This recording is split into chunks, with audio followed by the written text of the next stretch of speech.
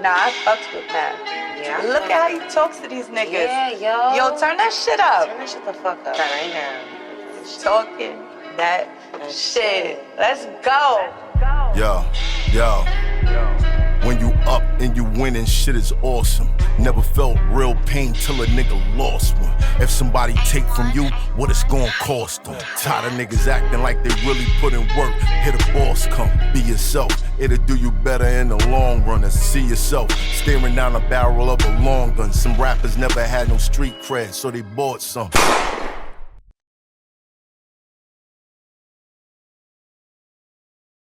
What's the goal? What do you want to come out of this interview?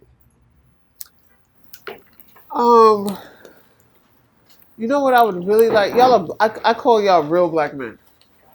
You know, you're real men. You're a man's man. And I think man's man needs to lead the culture.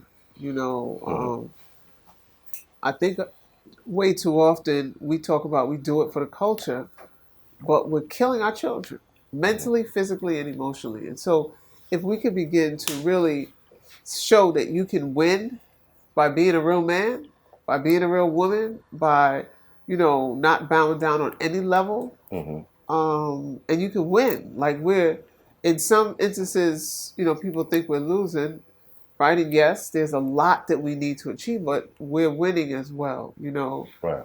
And just the fact that we're, you know, this is TV. We're able to talk to a certain amount of people without them censoring, you know. Right. And so, can you give me an example of the real men that are winning? You right. You have direct communication to over 1 million people, right? They can buy, they can financially support, they can join your cause, right? There was a point in time that could not happen. Right. Right. One, because the technology wasn't there, and two, because they would censor and wouldn't allow you to do that. Right. Yeah, pretty much. Right. So now you can have. Before you were here, we were able to bring billions of dollars to the ground across the United States to formerly incarcerated men and women, right? To go back into their community and clean up some of the things that they did before they went to jail, right? Or the things that the system put in our community to keep us in an oppressive state, right? And so people were able to get their education. They were able to invest back in their families. They were able to build partnership with, you know, the different institutions in their community. And so a minute ago, they had nothing and nothing to come home to. Now they have a whole industry, right? And so the brother who works with us, he did 16 years in jail. He came home, he got his doctorate. He's now the head of this whole program that we run. Right? So he's at the University of Chicago as the director of a community violence intervention leadership academy. The graduation is at the White House. These folks couldn't even think about a White House. Right. Much less go inside and graduate at the White House. Right. From an office that we created, the Office of Gun Violence Prevention. We made that happen. Right? Brothers and sisters that look just like me and you from across the United States. We had conversation with them. We met with them. We organized our people on the ground, and it's there, right? There's some of us in the Department of Justice. There's some of us in various cities leading Mayor's Office of Violence Prevention. So that means they're telling the mayor, they're telling the Department of Justice how to invest in violence prevention on the ground. That's job creation. Right? That's education. That's because we use music, we use art, we use clothes, right? So I can get 1,000 of Spread Love sweatsuits for my uniforms across the nation. That's investing in his business, right? We could create a partnership where we're having Mad Hoffa come into different cities and speak and get paid to speak, right? And do a tour that helps show these young brothers that they can do something with their career. Right. I'd rather talk to the ones in jail, to be honest. Yeah. Well, we doing both. We going in there too. They really listen. Yeah. Some of them, he went in and out more than once. Yeah. So he Yeah, didn't he listen a still couple don't of listen. times. You still don't Yes, I listen. do. Yes, I do. I wouldn't be here if I didn't listen. Trust, I wouldn't be here. That makes sense. I learned that in public health. All the things that you're talking about. Like Yeah. everything you're talking about is a public health issue. Right. And the way you quell that issue is by having your feet on the ground and making sure that these transitional services are available. Right. These resources. But even more importantly, we made them address violence from the public health perspective. Mm-hmm. So we made the CDC define violence as a public health issue. Mm.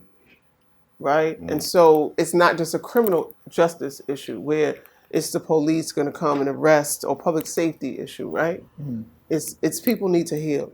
If somebody went to jail for 31 years, if there's a community that only has guns and drugs and violence and domestic violence and no jobs and no quality food, then that's trauma on trauma on trauma on trauma, right? And so you can't really resolve that with a job, right? That person needs to heal before they can even go work productively at a job.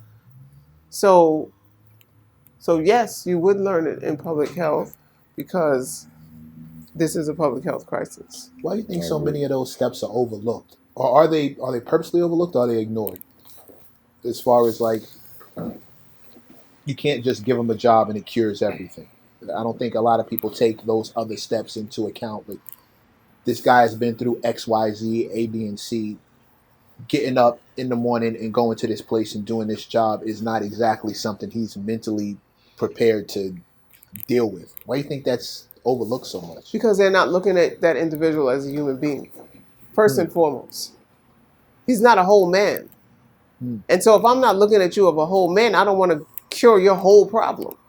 I'm going to Band-Aid it so you can function in my workforce, right? And then fail and go back to my jail system, right? Because I make more money off of you in jail than I do out here. So we Right? talking about yesterday. Yeah, pretty much. Yeah. We were talking about the brother who jumped the judge. I was just about to bring that up. Yeah, talk about the brother who jumped the judge, and after the judge said, yeah, well, I think you need a taste of something else. And he was explaining to the judge how, listen, I've been doing good. I haven't committed any crimes. I know I got a bad background, but, I've been staying out of trouble. He has mental health issues. He was born addicted to crack cocaine. Right. And then she just hit him with, yeah, I hear you, but I think you need a taste of something else. And that's what made him... Fight or flight. It's that reaction, fight or flight. My life is in danger. I have to go into action. And that's what happened. He jumped over, he attacked her because he felt like this was going to be damaging to his life. Right. Now, we know that people don't go to jail with mental health issues and come out healed. Right. Or that doesn't happen. No. But yet this judge saw fit to send him to jail, despite, his medical background and his lawyer repeatedly saying, under supervision, he's good. He hasn't been able to take his medication. Right. And that's why this issue occurred. And she just decided, no, time for you to go to jail. And we know, some of these judges are getting a kickback per head that they send to jail and all that. We have a situation in Queens where a young man, he shot a gun. Nobody got hit. He's a college student, graduated from college, STEM major, excellent, above all. And the judge had the audacity to tell him, well, maybe you could train some people in jail to do STEM. And his mother was in the audience, and me as well, right? And I immediately what the are you talking about? How did you break your lips to say some shit like that? Yeah. Right? Why are you sending him to jail? Then she's like, they asked to expand it because he walks in May. Like, you literally having this kid go from college to jail. There's got to be a better way. Yeah. And that's the other thing when you talk about, the whole function is to change mindset, right? Because if we don't change, and we got to change the mindset of the judge, the people who work in the office, Right. the people who work in these other offices that write scopes of services for people to do, the parole people who think that I own this person, You belong to me. You're my property, right? Like Yeah. these are human beings Right. who come. We're not far from the 80s with the crack epidemic. As you talk about people being born on crack, like there's so many people who drugs were put into our community. Right. And so therefore it had that impact on the people in our community. There's not been a flush of things to come into our community to help people detox in its fullest sense, because the whole crack epidemic was an addiction. Like I would wake up in the morning, get in my car. The car would just go to the blocks where the people hung out on, right? Because it's an addiction. You just it's pro forma. You right? Tuesday you're at this club, Wednesday you're on this block, Sunday you're at the movie theater. Like we just did it, right? And then certain things happen, right? People felt that in order for me to, because of my mindset at that time, to elevate, I had to do X, Y, Z. I had to either get with this guy or get in this situation, right? Because that's all they saw. And so if you say, if like my brother always says about the Supreme Team, if there was other things in Basic projects for folks to do, they would have been masters at it. Yeah. Because they masterfully set up operations that brought in millions of dollars that government was part of, right? And so, but it had a positive and a negative. Right? And we're here not that many years later, still reaping the negative impact of that on our community, right? Brothers just coming home from jail. People had children who went into the foster care system, right? And then that in turn also further traumatized these kids. And so when you talk about both of those, all of the situations, them not looking at it and the fact of what happened to that one individual and all of the individuals, because that's not just one case, right? It happens at parole because they dehumanize people and they treat them like animals. They speak down to them. They disrespect them, whether it's the police, and then they shoot and kill them, right? And so all of those things is because people weren't allowed to heal and they're not treated as human beings. And so all of the officers that come into our community, we have to begin to change their mindset, which is what made me go from, fighting with them in the streets to setting up an institution where we can co-produce public safety. Who punishes them?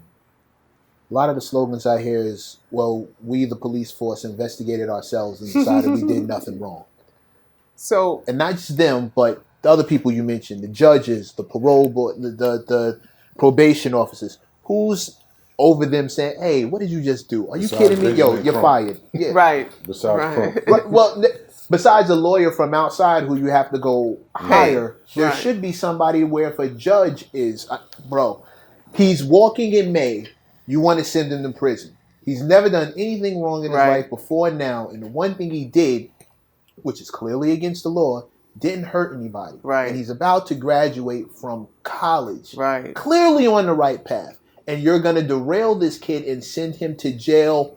Why? Answer for that right now. I need you to tell me why this is the decision you made and think it's cool. And if we hadn't said anything, you would still be doing it. And then you got to look at all the other things. But I want to know somebody who has the answer for that. No, that's the perk. You're not if I'm a judge, I don't have to answer for that. But somebody, he should. So there's somebody a step back. There's a district attorney, right? There's a district attorney who sets the thing on how this person is prosecuted. And so that district attorney is who prosecuted him and put him in jail, not the judge. Okay. The judge is at sentencing now following the guidelines, quote unquote, right? Now, they definitely have the ability to do something different. All of that stuff that you were saying, they could have definitely done something different.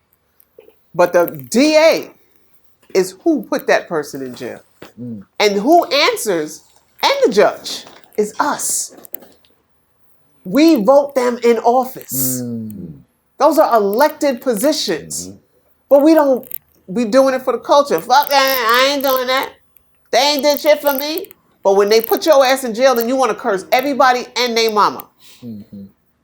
We have to vote them out. If they are putting our people in jail, and put people in there who we know is going to represent the culture for real, right? And the healing of our people, and the realness of our people, and that's why, I don't, when you were talking before, like, yeah, I could beat up some people, and they get hurt and go to that don't matter to them. But if we wake up millions of people, and they go there, and we begin to empower ourselves and really get equity, really change the narrative of how we exist in our community, and that's a whole different thing, right? They don't mind cannon fodder. Yeah, not because they're in war to maintain power. We clearly saw January 6th, 2 years ago, or however many years ago, they stormed the Capitol, right? And they have one lady who's getting ready to go to jail who they made look like Queen Elizabeth. Yeah, I saw that. Right? We have people who are committing crime because they need to survive. Their kids need to eat. And nobody talks to them. And they're dehumanized. Right? And we are looking at them as criminals and animals. But we look at her as what?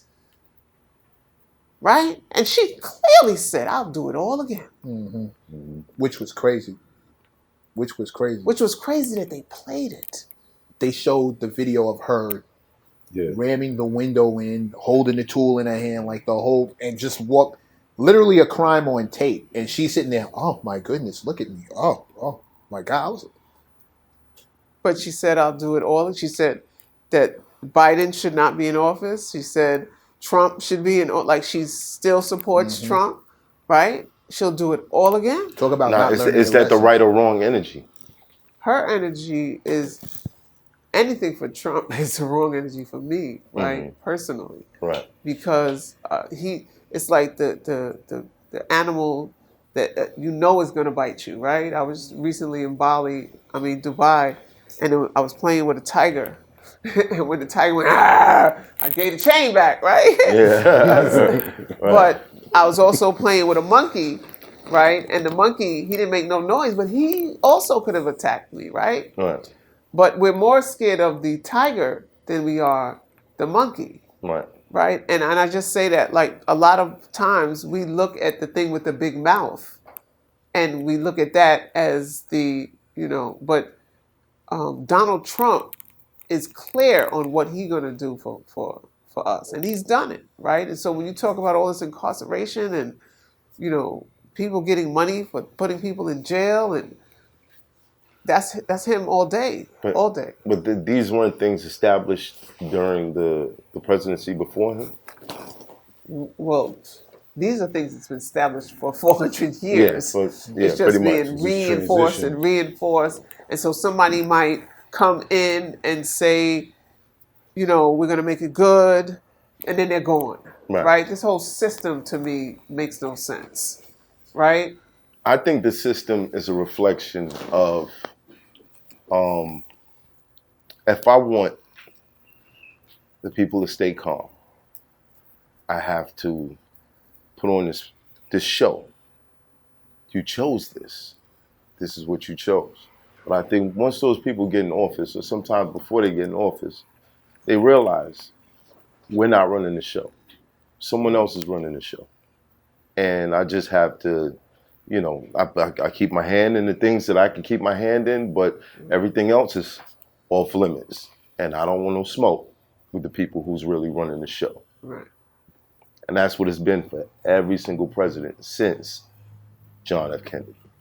Well, before that. But Before yes, all politics are local. Right. I believe. Right? And so the things that directly control our lives are things that, we vote for every day. Right. And a lot of times we don't pay attention to those things. The system doesn't work in our favor. It doesn't work in our favor. Right? And so as much as we shine it up, as you're saying, or, inflate it, or make it black, make it Latino, make it woman, make it this, the system doesn't work in our favor, because the system within itself says we're 3/5 of a man. Right. It says we don't have a right to vote. To this day. Right, to this day. Right? There's so many things. The laws that they institute were made to incarcerate us. Right? Mm-hmm. The police were put to protect property against us. Right? Right. And so the slaves. Right? And so the things that are in our, and then at some point, and that's what the purpose of shows like this, right, is to impact public opinion, change mindset, have conversation with people you can't touch, right? And so the more we're able to have conversation, the more people can be exposed to something different, right? Which is even what gave birth to me, right? Right. Prior to me being conscious, I was just running the streets, chasing the drug dealer, the parties, the this, the that, right? Hanging out, going to job that I hated, and coming home to hang out. But when I became conscious, I saw that there was something else in the world, right? That I never even knew, right? And then I went around the world. And then I engaged in this kind of conversation and just the education and fighting for justice and just realizing how much we are oppressed, right? And how much we don't have control of. And how much people are sent to jail. Not because they committed a crime. My brother Nacy told me today that the police said to him, I know you didn't do this crime, but I know you ain't gonna snitch. And I don't, he didn't like him. Yeah. So he knew he could put him in jail. Yeah. Right? And just like you said with the judges, there were so many judges that are coming out now, right?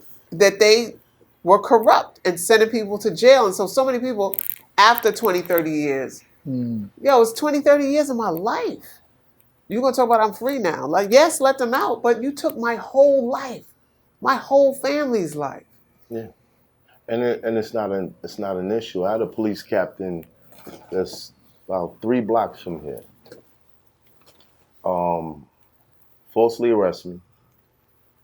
Got beat up by the police. They took me to the hospital first. While I was in the cell, he went through my wallet. He found a Medicaid card, and he waved it in my face and said, "Yeah, you're a model citizen."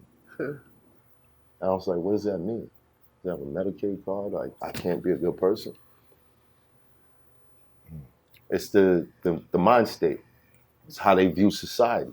The wild part is he just put hands on you, broke a whole bunch of laws, and then has the nerve to wave a card in your face as if he's the model citizen. Right. Yeah, and he was a captain. How real is And that? he was a captain. He was somebody that was probably bullied in school. Right. His trauma was never dealt with. Yeah. He was somebody that got beat up before. So now he's in these neighborhoods, Yeah. being a bully, and a predator. living out his private fantasies. Mm-hmm. But my question has always been, all right, I respect all the activist work, all the energy put into change. But obviously, this thing has been set up like this since they decided, okay, if we're going to abolish slavery, we have to still have some sort of system where we can oppress these people and continue to grow this country. Right. Because we wouldn't have all of this if we weren't able to exploit these people. We've already been exploiting them. How can we keep it going? And they figured out ways. And every time we built something that was great, and we're in a land that was like, a utopia at one point for Black people. Oh, and then they got burned down. Black Wall Street. Yeah. So my question is, why hasn't it changed to defecting to another country or just getting out of here? So there's too many people to go somewhere, first of all. We looking at that right now, right? Right. People are leaving someplace and coming here to New York, and everybody's like, where are they going? Where are they going? They're taking a job, they're taking a housing, they're taking da-da-da-da-da-da. Right. Right? And so that you saying we going to go do that to somebody else's country, right? Just do the math. Right. As they said, the math ain't mathing. That's what Taraji said, right? Right. So we built this. We came into the Black Belt South. We built this country. It was on our backs. It was free labor. And so there's an imbalance, right? And so when people ask for reparations, That's what we're talking about, right? That there was free labor to build this country. But you're still making my point. If we built this, we can build someplace else, but in our favor. Yeah, but okay, we could go. There's nothing stopping you from leaving. Why haven't you left? I see things a little bit differently. Right. Right. You know, because like while I was sick in another country, I was like, hey, I don't have a problem staying here, right? Right. But there's work that I committed to, right? There's people I'm committed to. I don't see us all packing up and leaving and going someplace. Like, and who is all of us, right? Who is all of us? There's millions of us across America, United States. One thing I can say about America is there is an opportunity here. There is an opportunity. The rules are twisted. But Well, then is there an opportunity? There's still an opportunity. There's a crack in opportunity. Right. That allows some of us to get through that crack, you know, and I don't know the cracks of any other nation. So it's the devil you know versus the devil you know. Pretty much. Well, in some other nations, you don't even need a crack. You just go and be you, a black king, right? You don't need a crack because they don't operate like this, Right. right? Those nations. A lot, like where I just came from, Dubai. But like this, I'm not gonna name them, right? Because I ain't been to every country in the world. There's a lot of countries. Right, but the places that you've been, you've noticed. Okay, this ain't nothing like about color. No, it's like not. we would Zimbabwe. We could thrive over right? here. The Congo, which they're trying to steal the minerals, right? That's why they try to steal minerals from all the, like they try to steal the resources. Not try. They steal the resources and kill the leaders in all of the countries in Africa that are, you know, we look historically, we can look at wars and see how this works out. Right. And so for us here in the United States, the war is killing black men in the street, putting you in jail, right? In slavery, right? Because you're a slave in jail. Right. And so, or miseducation. Right. And then the drugs to school to drugs pipeline, right? Because they give you the Ritalin, the Thorazine in as a child because you're moving too much. Because you got so much, not dealing with the problem, right? They're not dealing with your problem. They'll give you some drugs.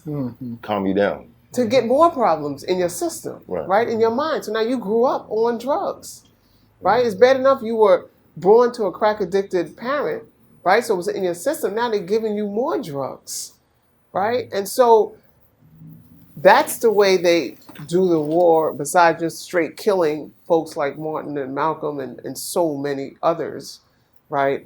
It's mental. They control your mind, they control your body.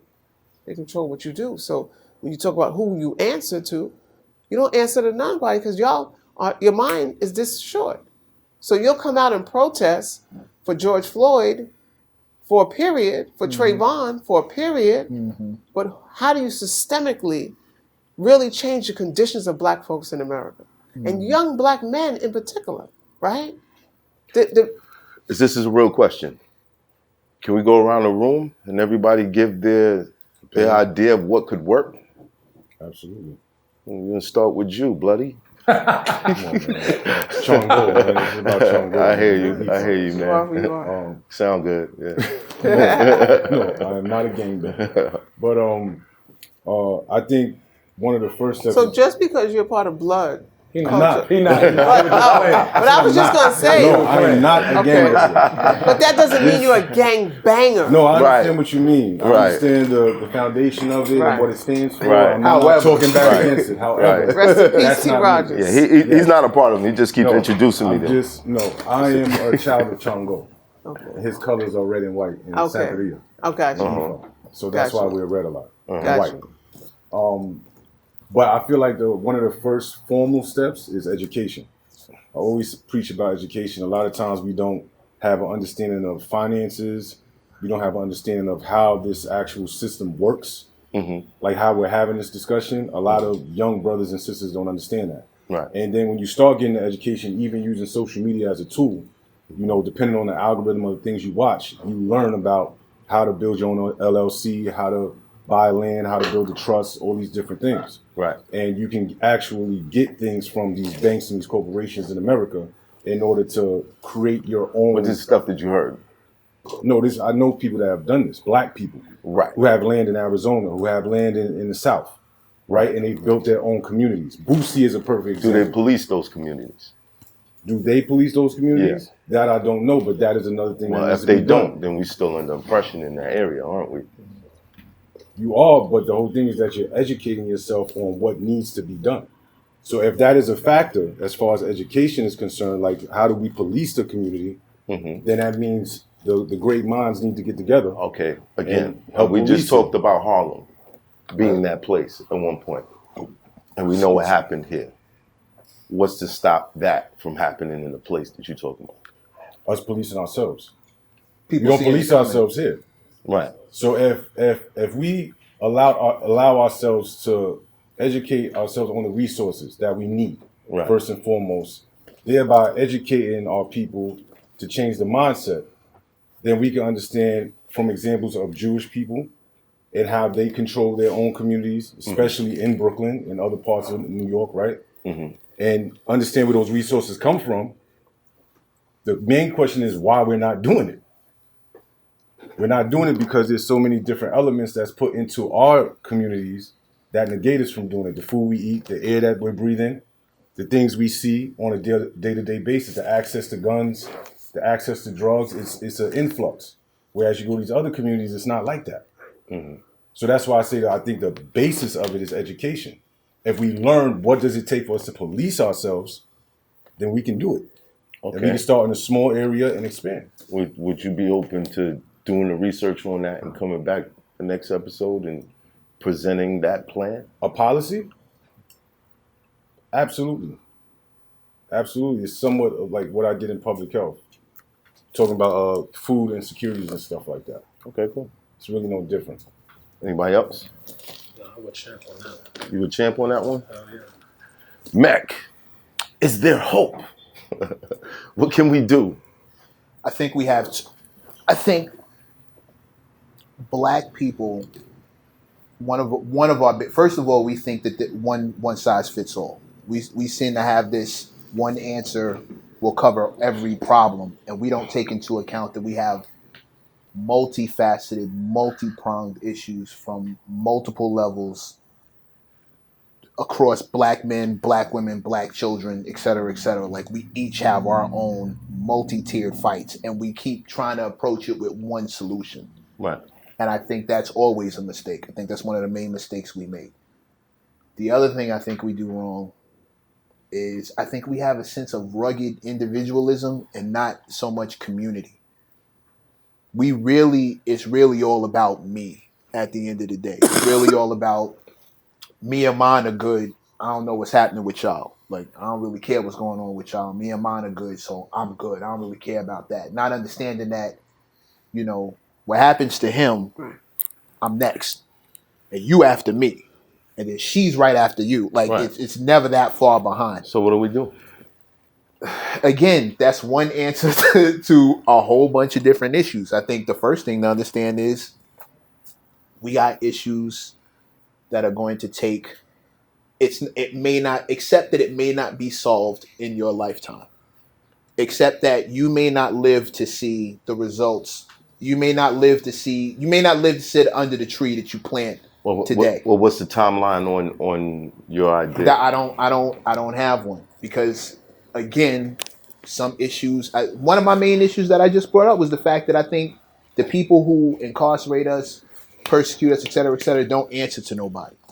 Nobody ever goes to a judge and says, "Why the fuck did you do that? That's crazy. You're in trouble. You're fired." And we got to wait till we vote them out. But there's no. If I do something wrong on the job that day, I get in trouble that day. I don't get in trouble a week from now, a month from now, or the next election cycle. How many people complain and stick to that complaint, right? And make sure that that process is pushed through. And I agree with you. There's no system of real accountability.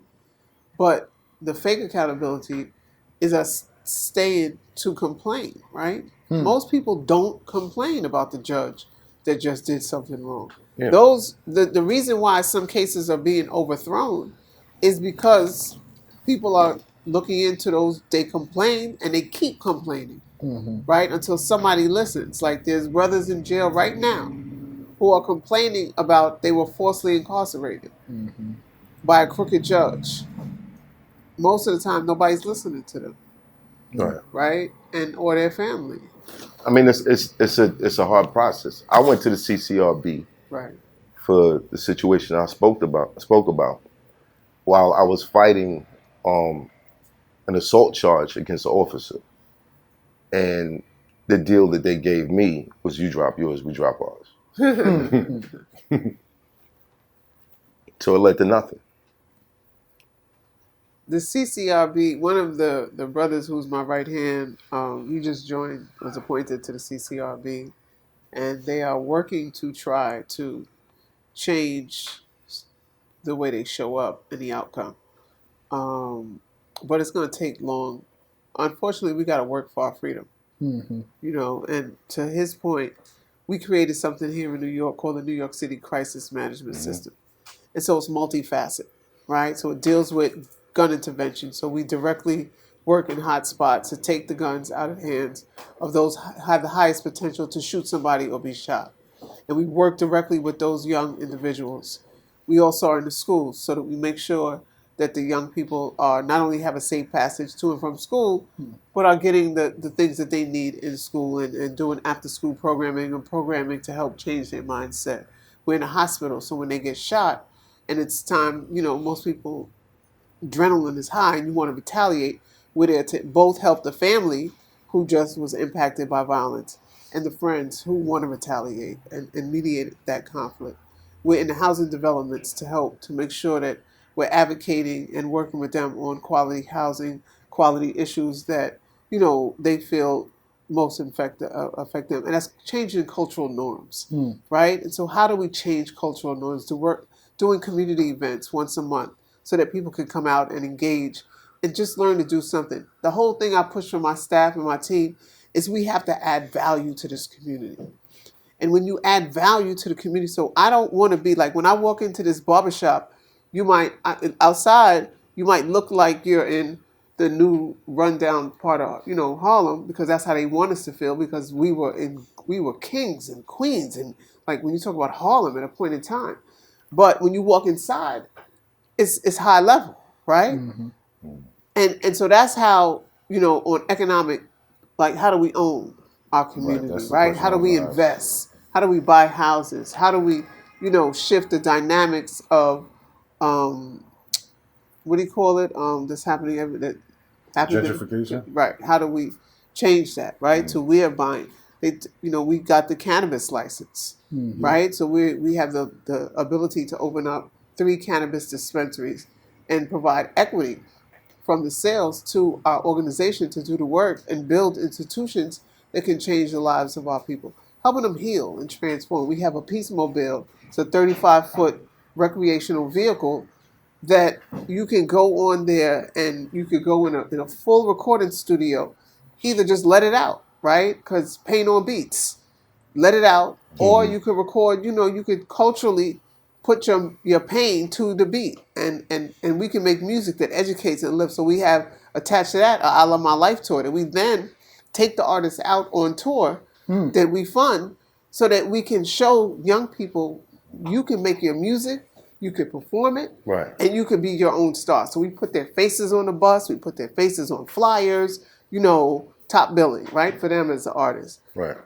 Then we have a punching bag. We do boxing, you know, get it out that way, physical fitness, and because you got to stay healthy because the food is not of quality, right? So we educate you on how to eat, how to stay healthy, how to, you know, get healthy food out of this bodega, right? Balance and stuff like that, and eat to live. And that's how we were able to shift our neighborhood being the epicenter for the COVID to not being it, right? Because we were handing out aloe vera and doing Wellness Wednesdays and stuff like that with the borough president of Queens at the time.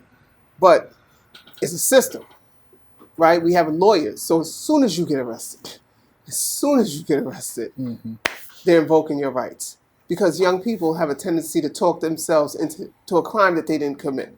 And their whole family, you Right. know? Right. And so we invoke their rights so that doesn't happen. We invoke their rights so that doesn't happen. Well, these things are kind of, they're not preemptive. They're like, okay, after this, if you have mental health issues, you can go here. If you get in trouble with the law, you can go here. How do we get ahead of the curve? So most of that is, so first of all, the conditions exist. Right. They've existed for a long time. Right. So a lot of it is pre.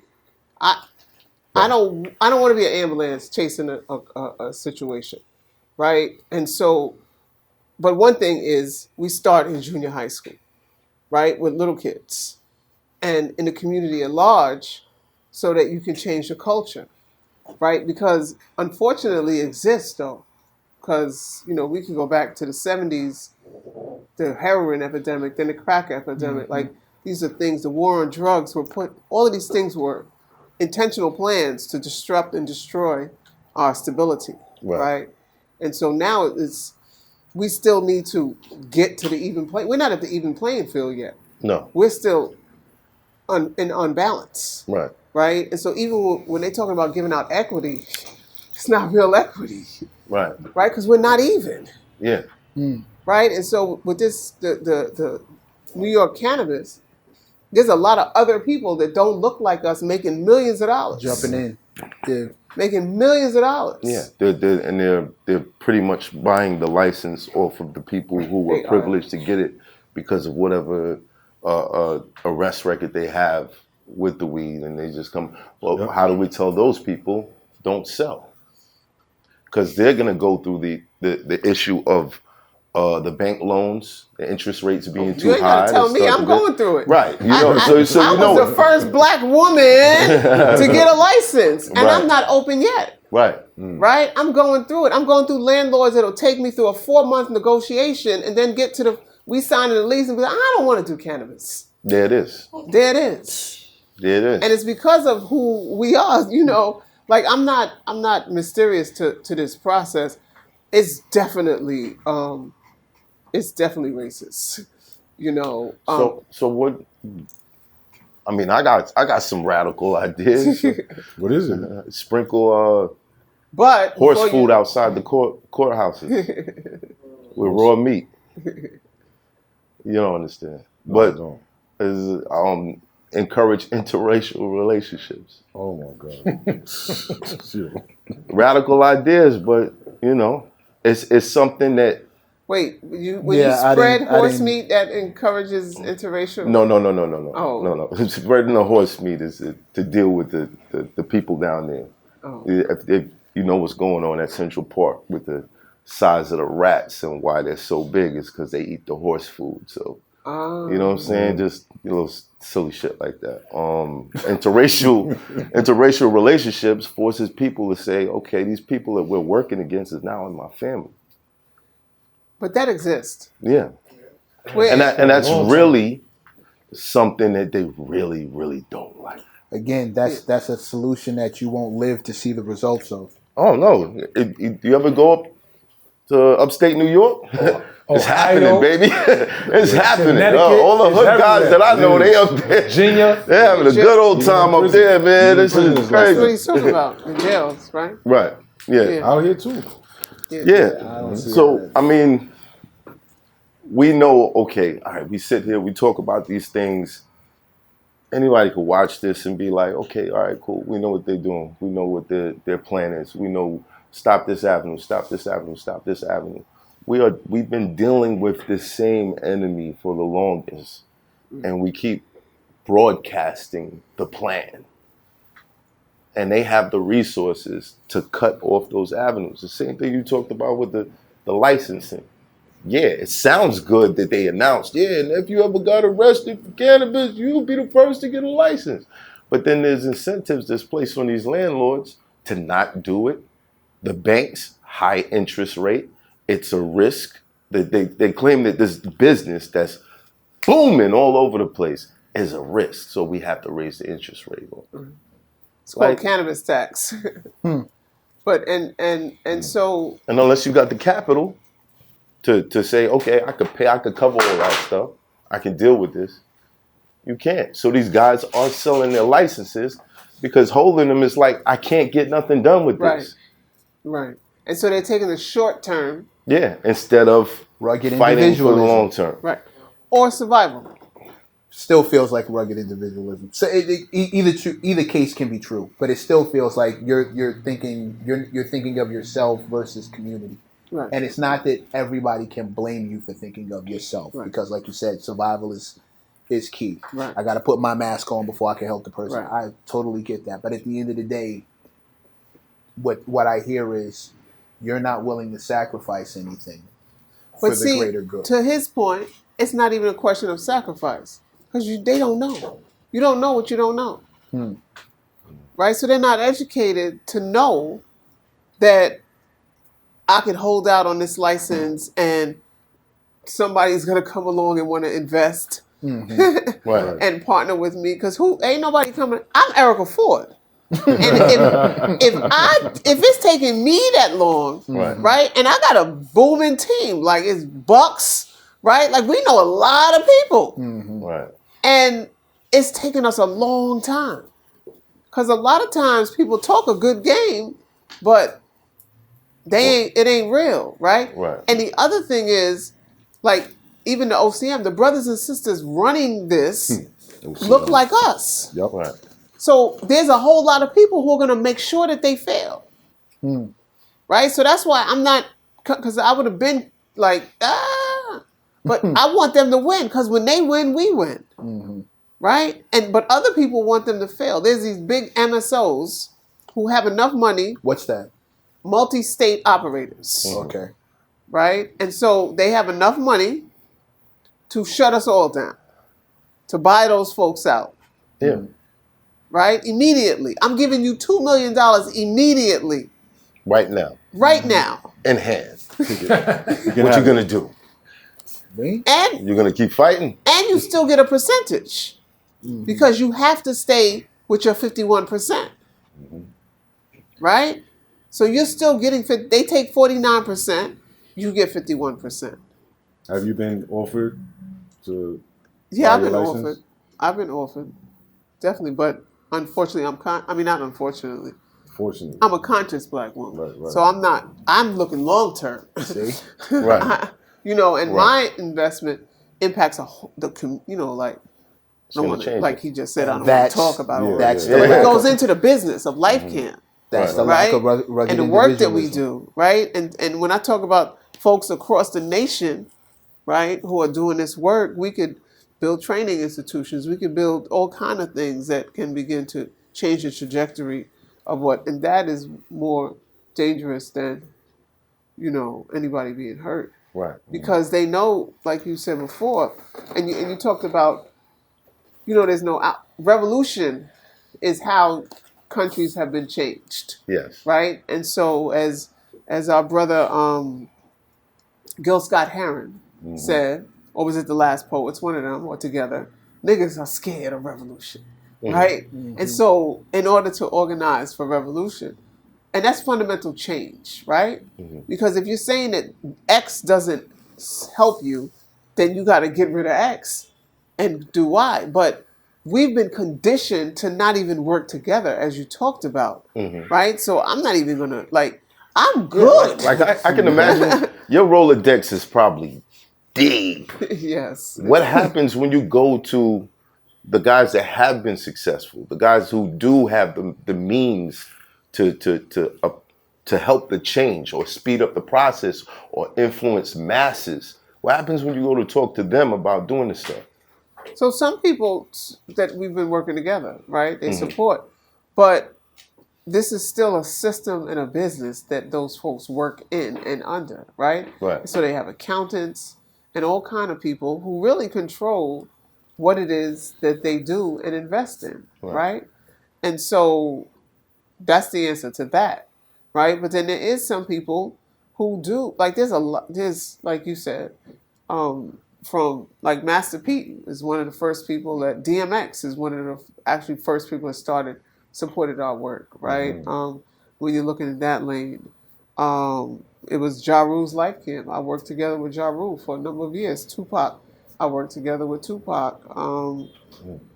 Salt and Pepper. Salt has been an integral part of the work. There's so many people. I don't even want to start naming. Fat Joe is a partner. There's so many people. The list goes on and on. When you And on and on side, and on quick and on. sidebar, Right. when you get the chance, could you tell Salt and Pepper to come on? We really love to. Yes, because I'm the paprika. Mic check one. I got bars like I'm a superstar. You know what I'm saying? I know he does. We can have a battle. For me? Oh yeah. Mic check. I mean, we can. Legends only. We got a right now. battle? Yeah. All right, now. cool. Legends Champ only. hit the beatbox. Yeah, Beatbox. we can make it happen.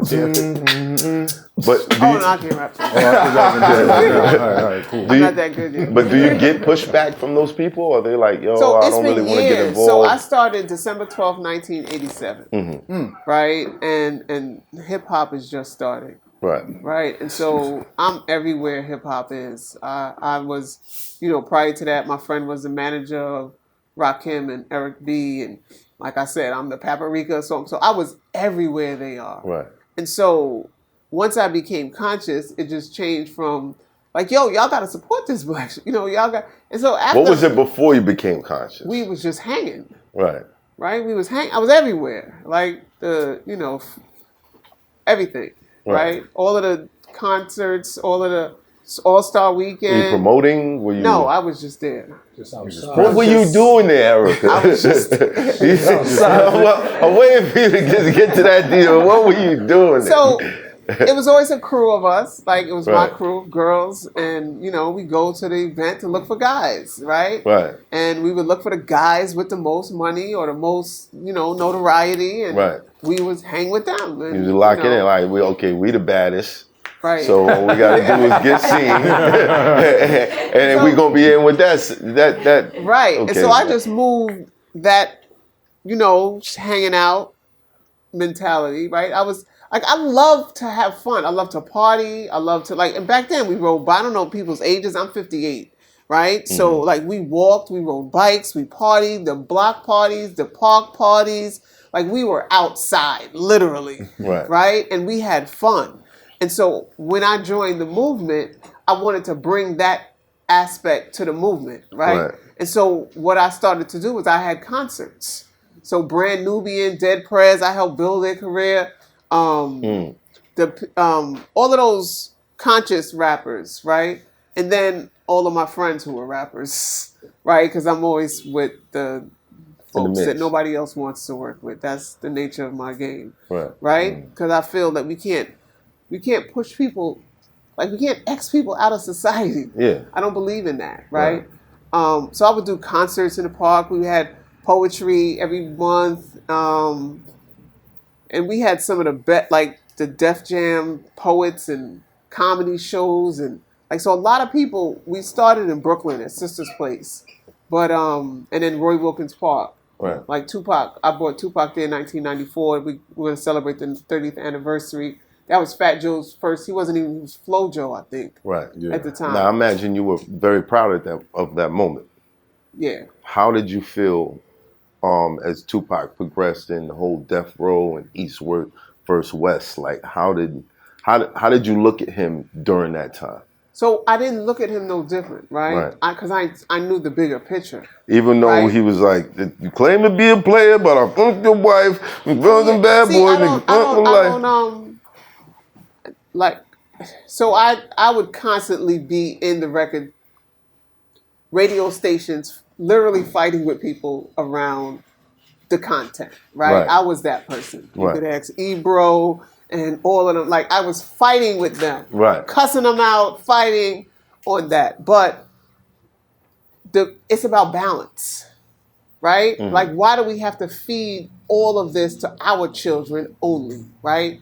It's about balance. I work with all of these artists. I work with all of them, right?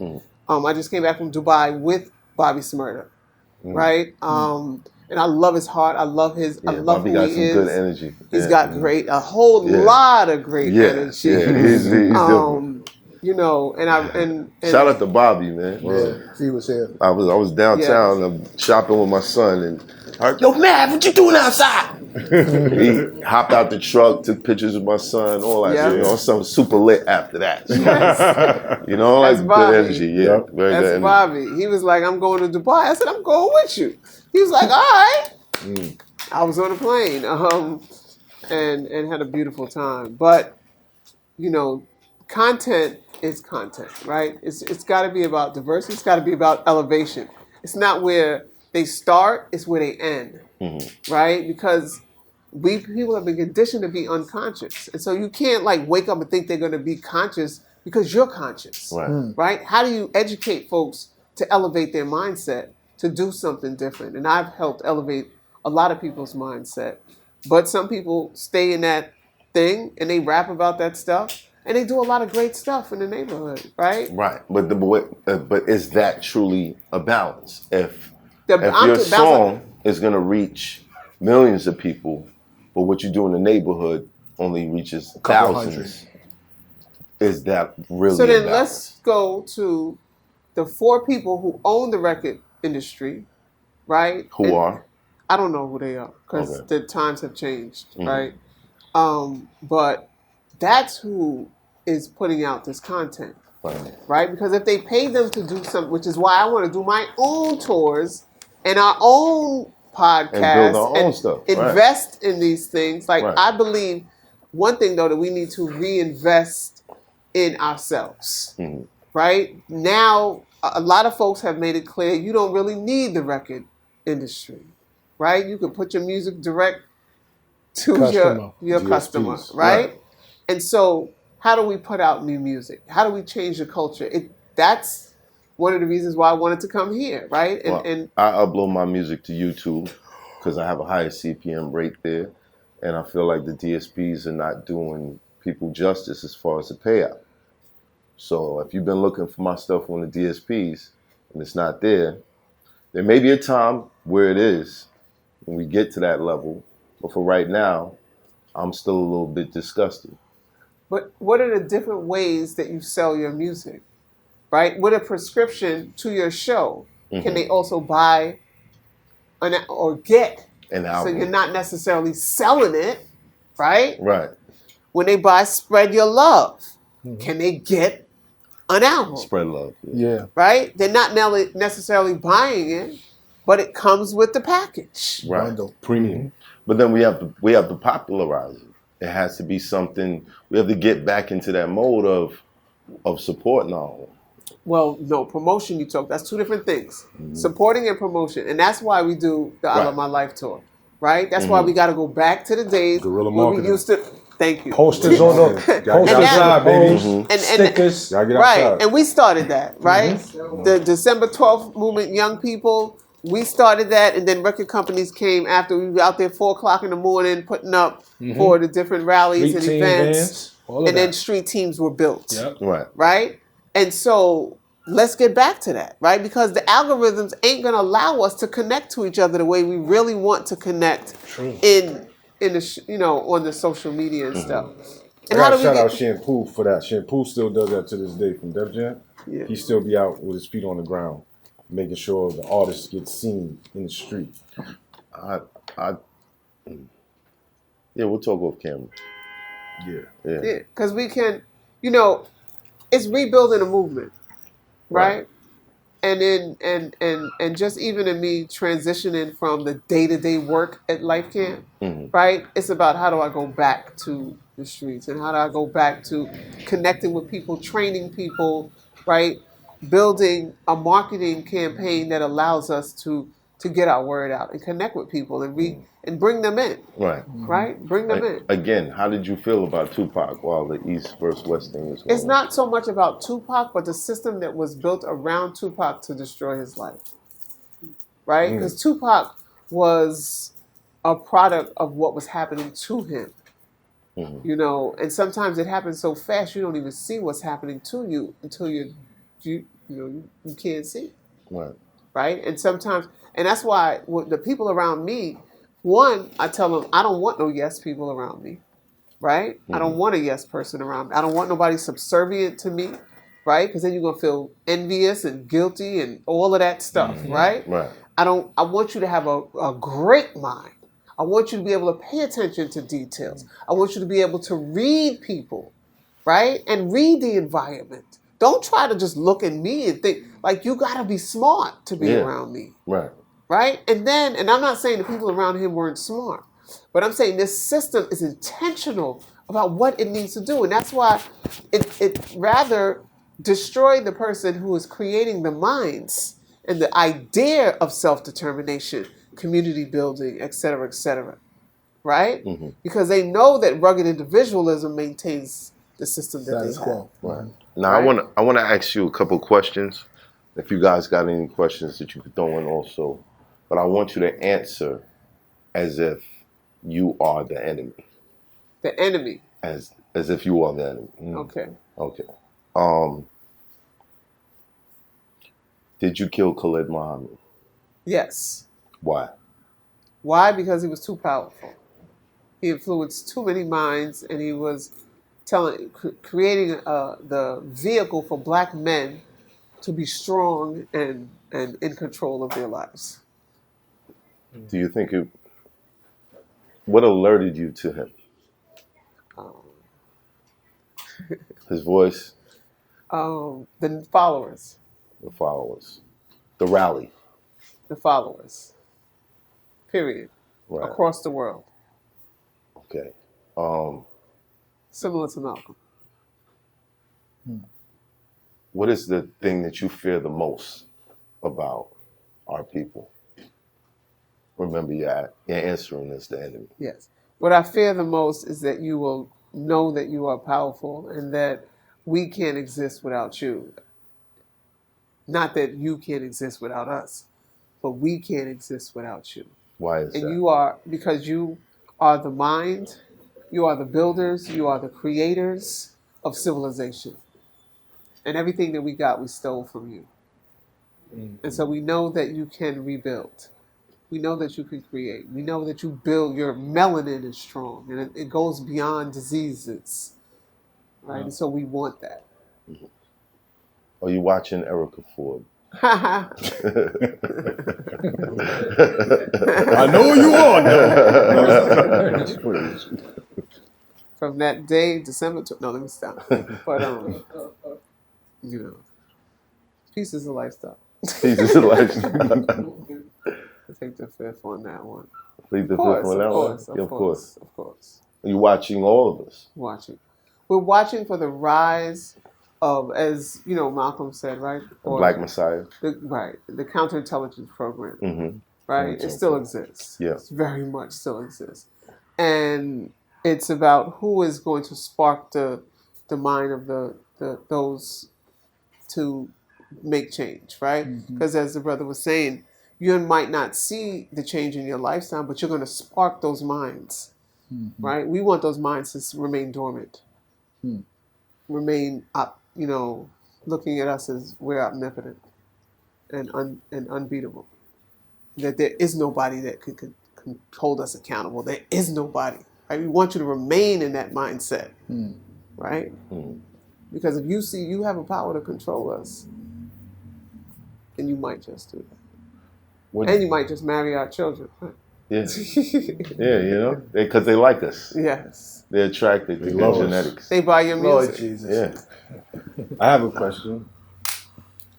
Can I be Erica this time? Or No. am I still, I'm still the enemy? Powerful overseer. All right. That was a good one. Can you list 3 ways that in this day and age you are invoking the Willie Lynch theory? Or the Willie Lynch Drill syndrome? music. Okay. Drill music, number 1. The algorithm, social media, number 2. Right? You said 3. Willie Lynch. Your food? No.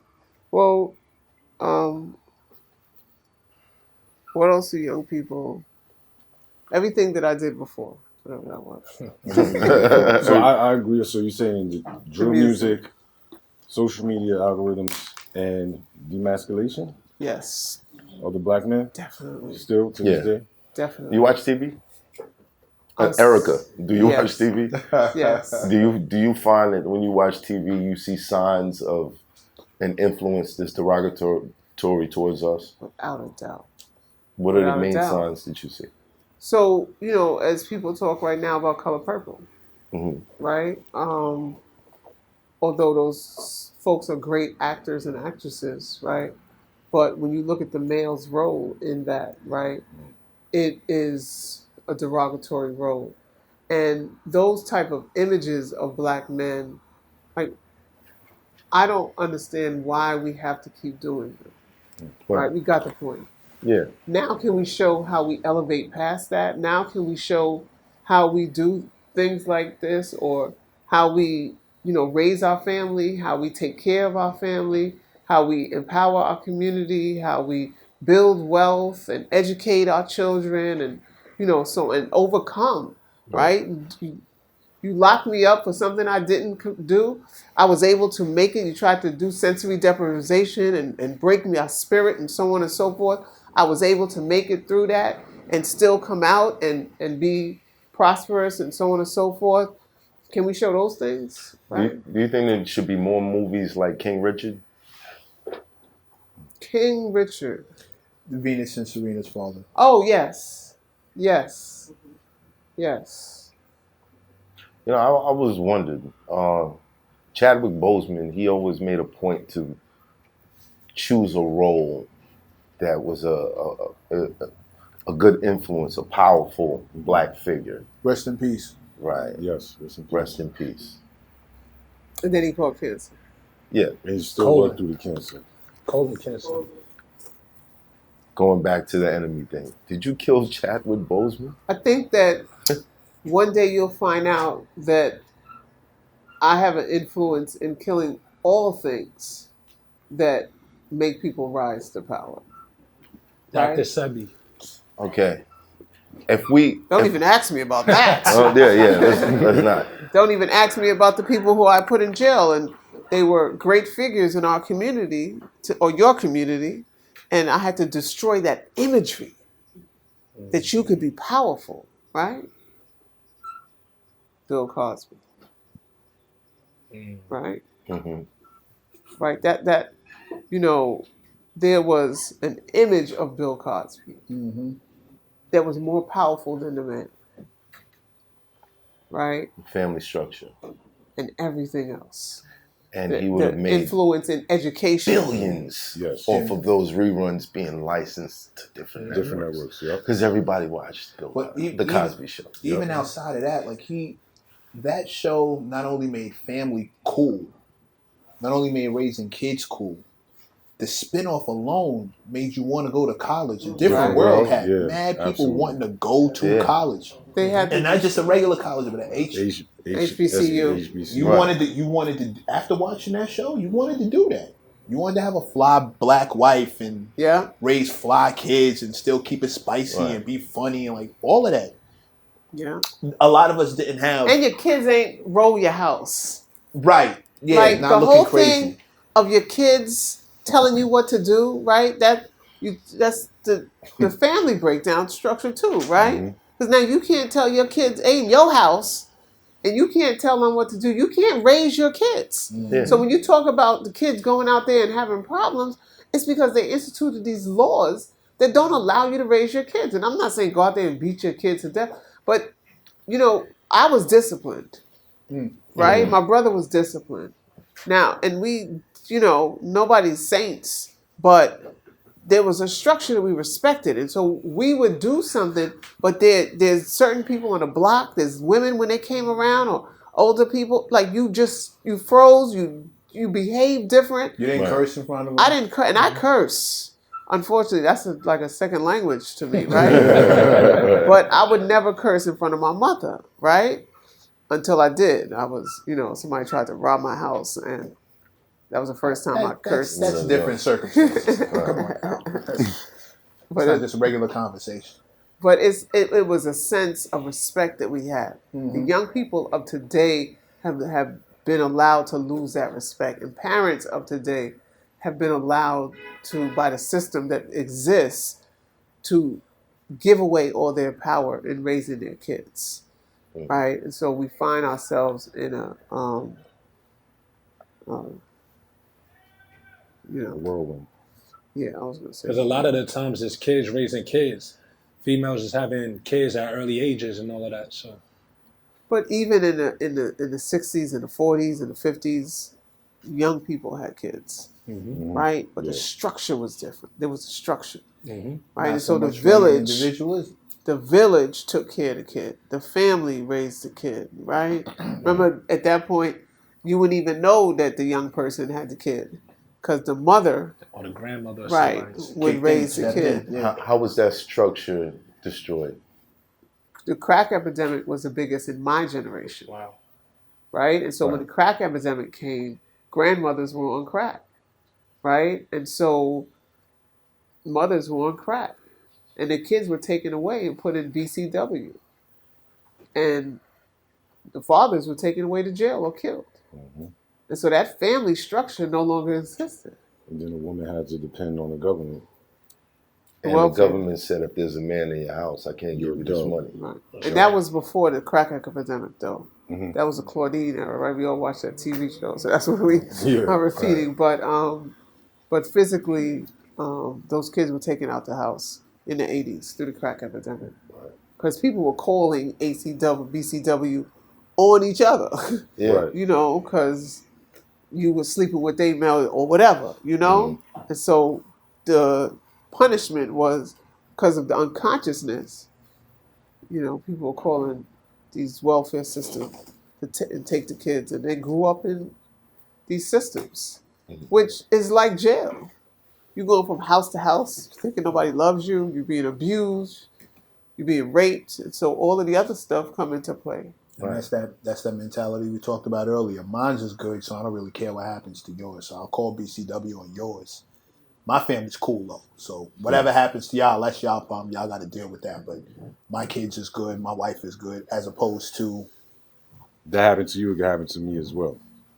Right. You know, all it takes is one accident. I'm out of work, things go left. We ain't got enough savings.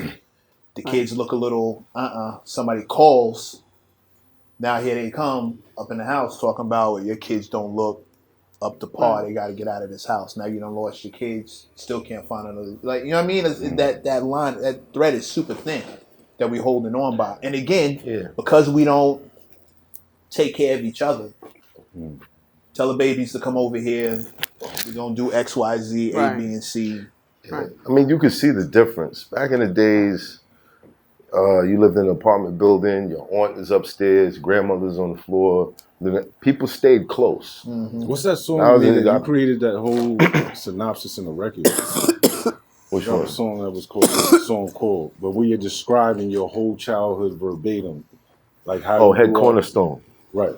Yeah, it's just different. That was the Q-Tip joint. Yes, over the Q-Tip. Wonder Years. Right, Wonder Years. Right, but you know, family stay close. Now everyone's spread out. People barely talk to each other. Right. You don't hear about your cousins until one of them passed away, or they're about to pass away, or they went to jail, or you know, it's we're no longer a unit holding on. Yeah, we're not. You know what I mean?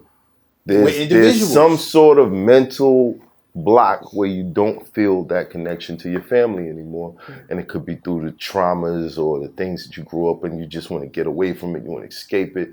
No one's really dealing with this shit no more.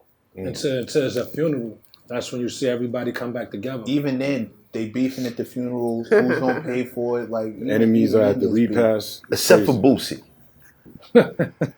Boosie created a whole neighborhood. Yeah, that's what I was saying. Where his family is like, and you know, and I know y'all not gonna agree with me, but what Nick Cannon is doing is also something that I feel like is gonna bring about change. When you got enough kids underneath the same name that's gonna have the access to the colleges, the education, and all that stuff, eventually, how you gonna stop all of them?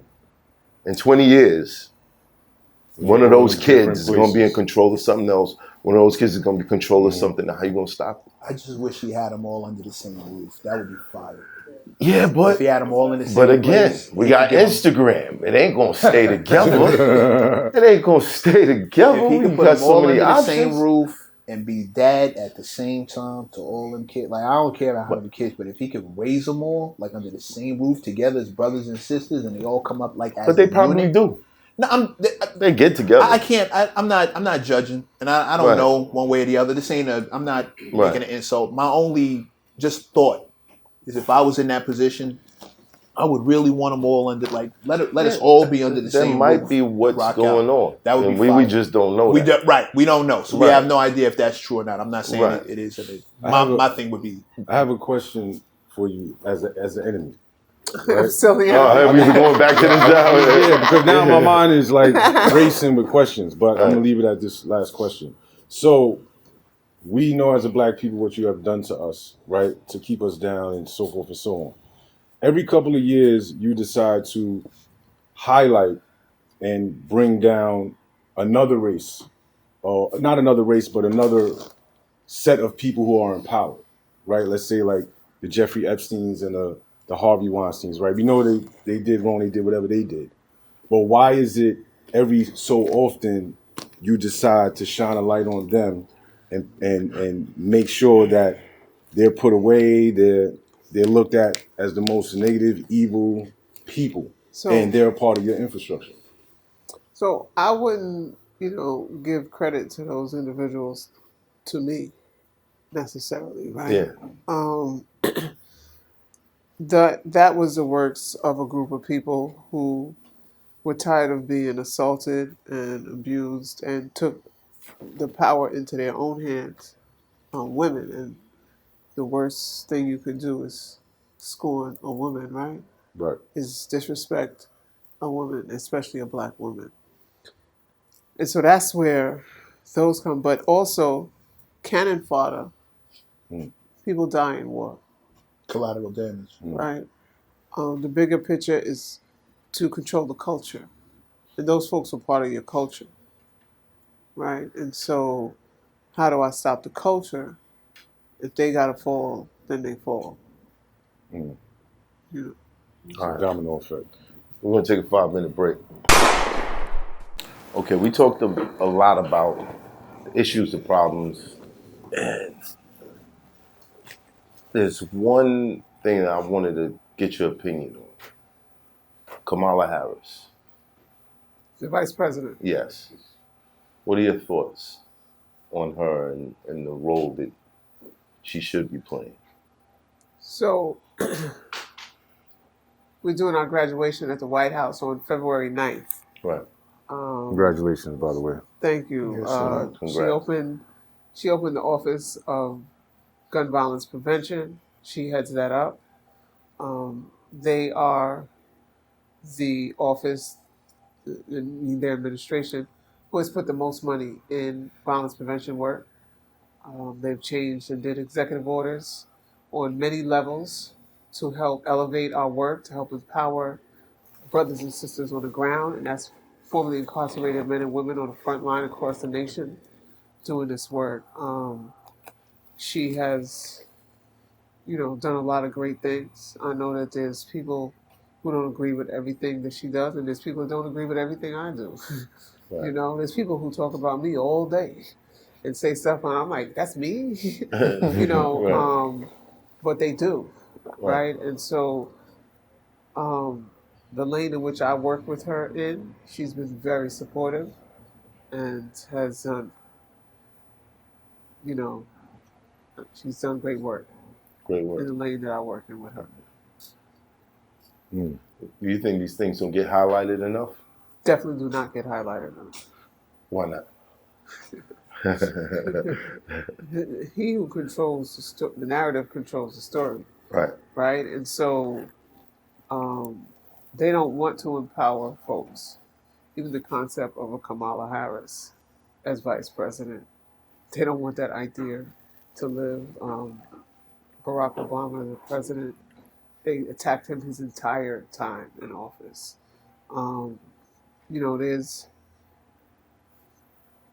there's a we talked before about individualism and society in general, and what are some ways in which we can make a difference. And I think that we need to understand that until we make a total change, right, the process in which we go through is just that. It's a process. And so nothing happens overnight. Right. Nothing happens in absolute, because we're just going through this process until there's a total change, right? And so that's the nature of the beast that we live under. But she's been instrumental in changing things in silence. Kamala Harris has been definitely very instrumental in changing stuff in the lane in which we work, in violence prevention, getting guns off the street, saving people's lives, under changing it to be a public health perspective, allowing Medicaid to be used to fund and get people the victim services money back, putting more money in victims, or changing some of the RFPs that go down to folks in the Department of Justice, and making those type of executive orders, and continue to do some stuff. You never hear that. Yeah, No one at all. ever says that about At all. I mean, we barely hear about the president, but we really don't hear anything about Kamala. So, we're getting ready to have a meeting at the White House, besides the graduation, right? And maybe you'd be interested in being part of it. But it is a meeting of rappers, athletes, entertainers, and influencers of the culture at the White House with the Office of Violence Prevention. Ron, how do we, like you asked, right? How do we impact change? How do we educate young people to break that cycle of violence, to not have guns the resolution to your interpersonal conflict, right?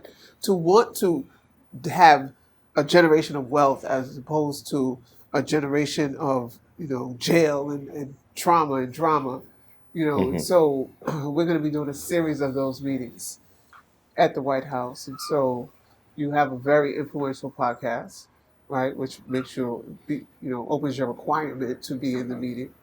Just got to give your name, and hopefully you pass the background check and all that. But I think you're an influential black man.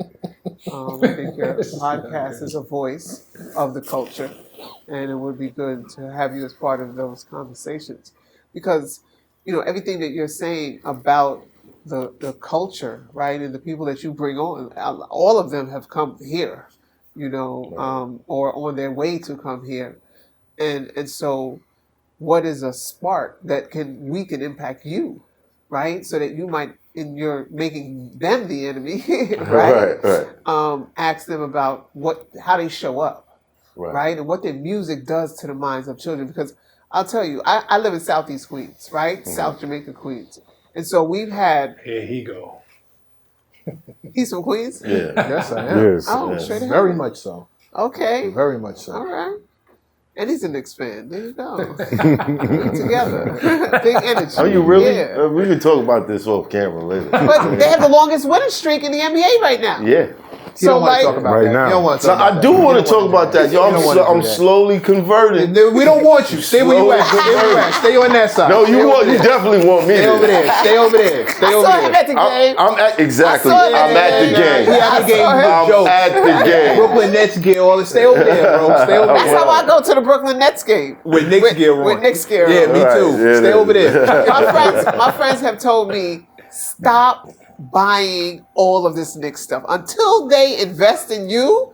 Like, stop it. Like, I got Knicks everything between the Knicks and the Spike Lee. Buffalo Bills. We allowed to have a couple of vices. Tell them back. Oh, I definitely got. Tell them I got Knicks. I got Knicks all day. Listen, I don't know what it is, but they're making some real good decisions. Are you an Aries too? Yes, I'm an Aries too. 3 for 3. Wow. I'm an Aries Yes. too. 3 for 3. And I'm a Clap Virgo. that. Another one over here. Y'all better start clapping for Taurus. 3 for 3. You are a cousin. Taurus is our cousin. Yeah. You're a Knicks fan. You're an Aries, and you're from Queens. Yeah, My that's same all area it in is. Queens, South Jamaica. Oh, straight ahead. Yeah, straight my ahead. grandmother's was in St. Albans. We grew up in Southside, like exact. My father's side was in Hollis. Okay, Yeah, like all the way across. Queens, big Queens. I was gonna bring 2 Queens natives with me today, but beef. Right. So we had Rick Ross and 50 Cent. We had Ja Rule and 50 Cent, right? And so a lot of times people don't realize when they have these beefs, right? And Jim Jones started to talk about this recently with the situation with him D1 and the gentleman. And it's not about how you feel about me or how I feel about you, but it's the people around us that pick it up and carry it. And you might not even know what's going on. They didn't. Right. I am very clear that Rick Ross and 50 Cent had no idea what was happening in the hood in their name. Right. Right? But people were beefing. Yeah. Right? Yeah. Constantly. Same thing with Jeezy and Gucci. A lot of that stuff was not firsthand. It was people, you know what I mean? Right. This kid goes to this school, and so does this kid, and their father's got issues because of it. Right. And it's that cycle of violence. Right. And so how do we begin to change the cycle of violence, right? We Celebrity boxing? No. You sure? That's still Oh, violence. y'all got a problem? Y'all fight it out. But Leave they don't everybody need else to because they don't really have a problem. Right. Right? Let's find other ways to sell records. Yeah. Right? Let's find other ways to sell records. Right? Let's build and invest in our community that we come from. Let's really rep the streets, not just on Turkey Day, right? Or back to school day. Right. But let's build institutions so that your legacy and your lineage can live on in where you came from. And you're constantly influencing and impacting the future generation, right? And so these are some of the things that we want to begin to see how folks can help build those folks on the front line. Because a lot of the artists in the 80s, the drug dealer was the most popular person. It wasn't the artist. Right? And so now the rapper is rapping about being the drug dealer, right? And going to jail and getting indicted because of what they're saying. Right? Which is, we need to change that. Right? Like, how can you get paid for saying something? Why is that cool? Right? Because at one point in time, cool can be what we define. Yes. Who says what's cool? It still is. Right. Right. So if we bring all the cool people together and we pay them for our coolness, right? Then cool is defined by us. Right. Right? And we can change all of this shit that our kids is trying to say is for the culture. Which leads me to my next question. Powerful circle of black people who are deep in the pockets. Why haven't we seen that yet? So, what you have to understand, we don't control the system, right? So you ask me like why I say one thing and won't say another thing, right? We don't have the economics to control our existence right now. Right. And so some things that I say, some people might not like. And then they'll stop their funding because this is not a democracy. No matter how much we want to say that this is a democracy, it's not. Right. We saw a lady, the head of an institution, be removed from her institution because of some stuff that they made up, right? And I say, she might have did it, but you made it up. You're Why talking is it about the Harvard University, right? Yeah. Then we also saw the ladies from the Fearless Fund who were funding different black women and different things. And this man comes out of Florida and says, we're going to put an injunction in to stop you from doing that, right? Same thing with us with the cannabis. You see black people set up a system so that they can bring equity back to these communities who were destroyed by the war on drugs. Then you have these big white companies come in, say, we're going to put a lawsuit against you and an injunction to stop you from doing that until we can catch up. That's like you having a 10-mile head in a race. Right. You stop, come back to trip me so that I don't catch up to you. Right. You already 10 miles ahead. Right. But is that flattering? The math ain't mathing. Flatter me another way. I think it's just a testimony of how much they feel threatened. But they're stopping our flow. Right. Right. It's flattering, but it's still harmful, dangerous. Even if they're not coming back, there's still even tax hole in the road.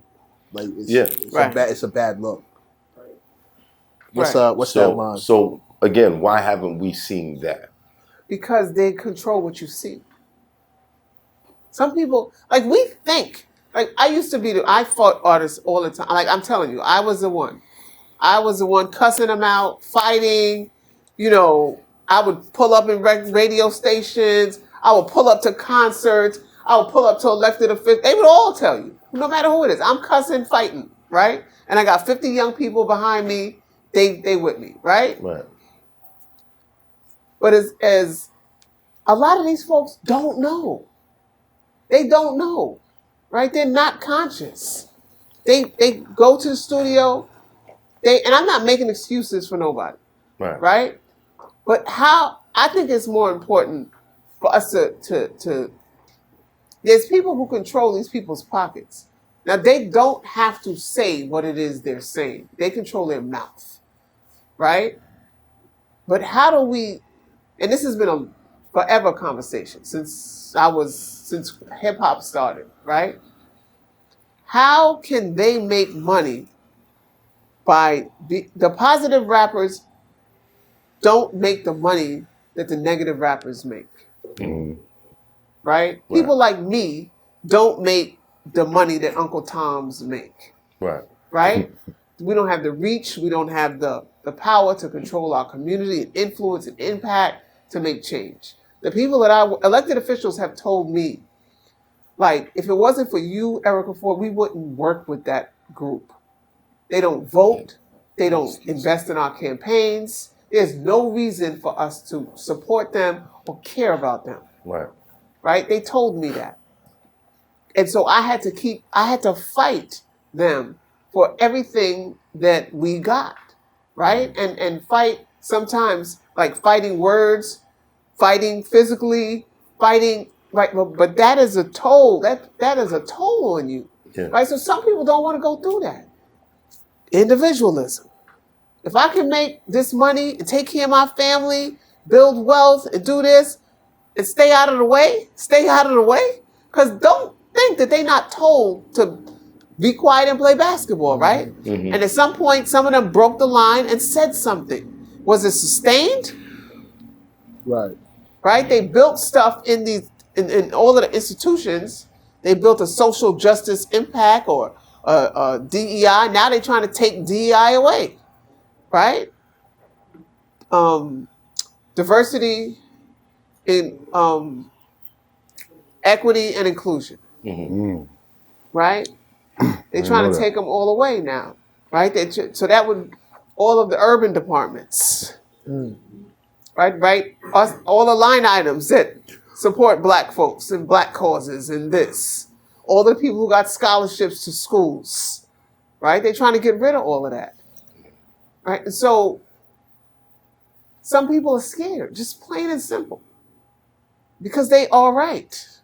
And to they got his a lot point, to lose. until they ain't all right. The point in which they lose their, because they coming for a lot of people. Right? Because just like you said earlier, if they come for me at night, they coming for you in the morning.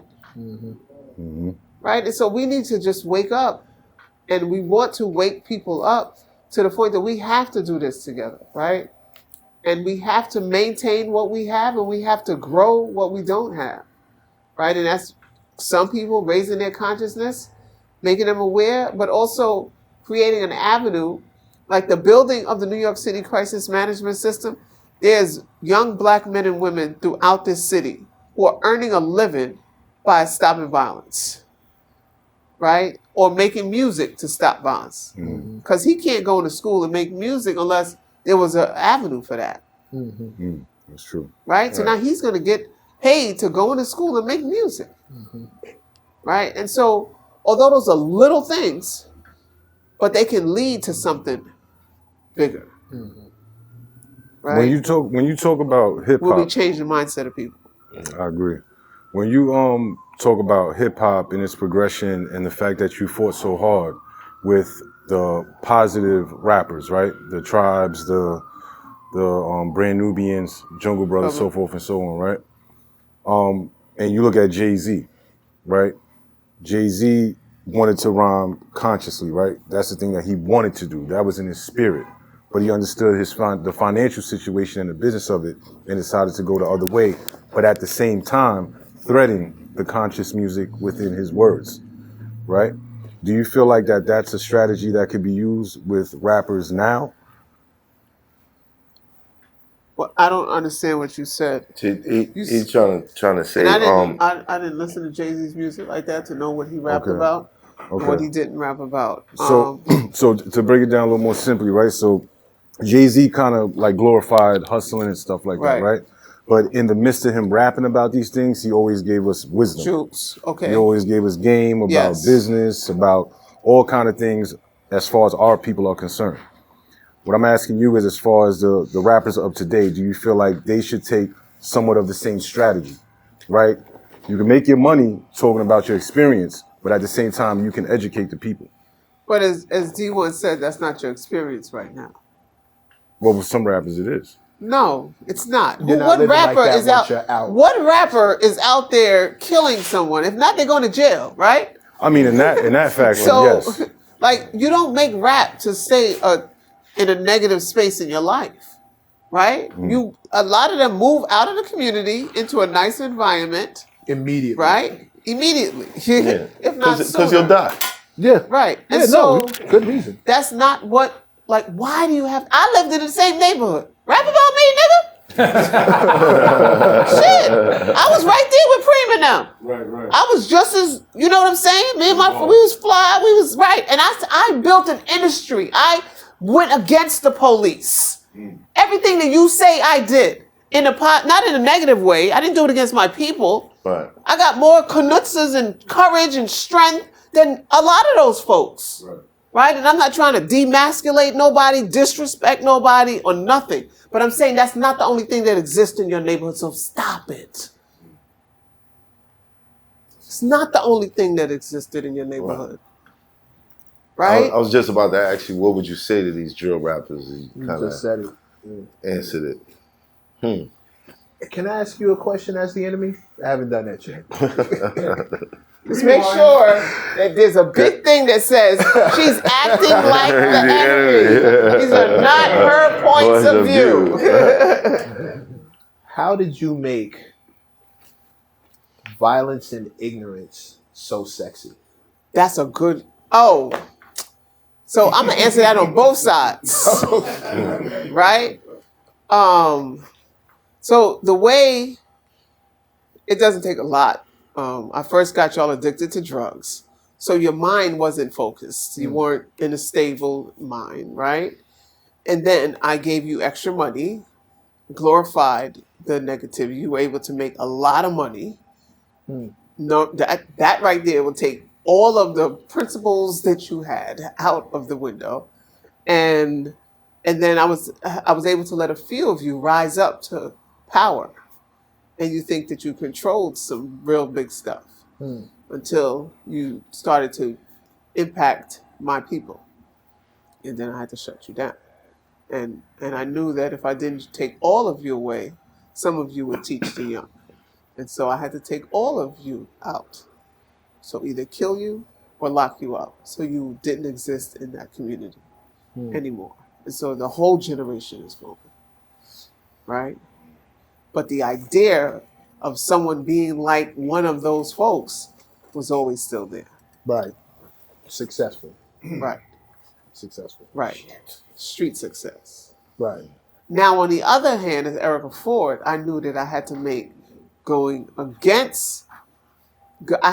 my work cool and sexy. Right? I had to, because nobody wants to be part of a losing team, right? That's why he only likes the Knicks now that they're on a winning streak. Right? And so I don't like my heart broken every year. Okay? I know. My heart is I protect my peace. You are so right. I protect my peace. You are so right. That's Lauren London's new clothing line. Protect your peace. So, right? Yes. All day. Shout out to Lauren. very good partner of ours. But I had to build it. So that's why I did the concerts. That's why I always work with artists and celebrities, and fashion is part of our thing. We're having a swag competition in April for all of the organizations across the state. See who got the most swag. We're having a rap battle, right? Because people like to rap. One of our young people, she ain't want to do no poetry. She was like, we partnered with the Knicks and we had a poetry contest. Stephon Marbury, this was way back then, but she didn't want to do it, and because she only does the negative rap, quote unquote. But we pushed her in it, and she won it. She won. She won it. She won money. She won notoriety with the Knicks, and it broke the mold, right? And so then she mixed the poetry and rapping. She started a whole Paint on Beats program. Fast forward, last year, she won Remy Ma's battle rap contest, $25,000. What we talking? C3. C3. That was About her C3? yesterday. Wow. Shout out to C3. Yeah. Shout out to C3. C3. And so, but C3 was part of our, the start of Life Care. She had attempted suicide. She said that on the show. Yes. Yeah, she was here. C3 was here? Yes. Oh, wow. In the beginning, she was here. God, Yeah, right. that's what's up. Yeah, C3. That's like one of my children. But we had to make it cool for her. Right? And so the battle rap is what made it, cool. And now she's still teaching young people how to put their paint on. She's in a school. Right. And she's the head of the creation of the I Love My Life tour.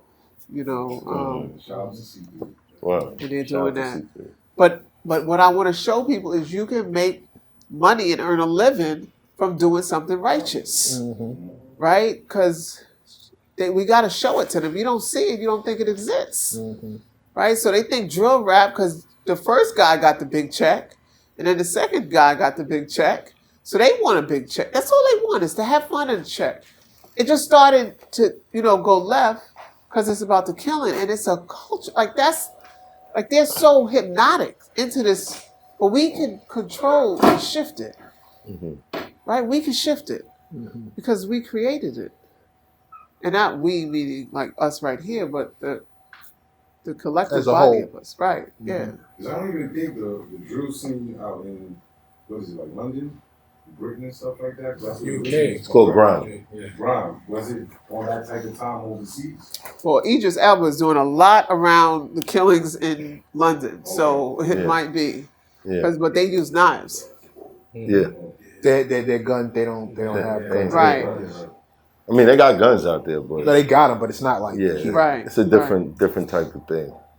Walk around in London, cops ain't got no guns, but nobody's, you're not thinking about that. You're not thinking about the same things that you think about over here. But they got knives though. And they're killing each other with it. Yeah, they got And it's a knives. cultural thing. It's a culture that flew over there, right? And so, like, we have to begin to shift. It's just like it was a culture to smoke inside, it was a culture not to wear your seatbelts, right? But like, if you go in a club and somebody lights a cigarette, sometimes people are like, we don't do that here, right? Right. How can it get to a time like we don't do that here? Yeah. Like, these is our kids. We're not talking about people who came from outer space.